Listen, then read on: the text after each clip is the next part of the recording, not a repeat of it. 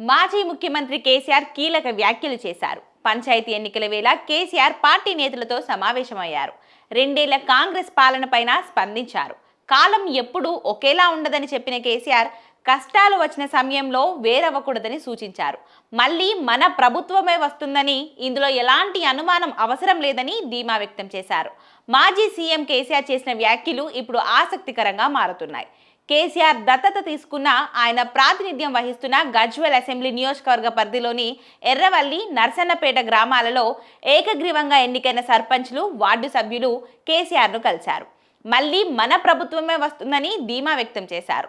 పల్లెల్లో తిరిగి మంచి రోజులు తప్పకుండా వస్తాయని చెప్పుకొచ్చారు కేసీఆర్. అప్పటి వరకు అధైర్యపడొద్దని చెప్పారు. గత బీఆర్ఎస్ ప్రభుత్వం అందించిన స్ఫూర్తి, స్వయం శక్తితో పల్లెలను అభివృద్ధి చేసుకుంటూ ముందుకు నడవాలని భరోసా ఇచ్చారు. ఎవరో ఏదో చేస్తారని, ఏదో ఇస్తారని ఆశలు పెట్టుకుని ఆగం కావద్దని సూచించారు. మోడల్ విలేజ్ గంగదేవిపల్లిని ఆదర్శంగా తీసుకొని గ్రామాలలో ప్రజలు భాగస్వామ్యంతో అభివృద్ధి ప్రణాళికలు సిద్ధం చేయాలని సూచించారు.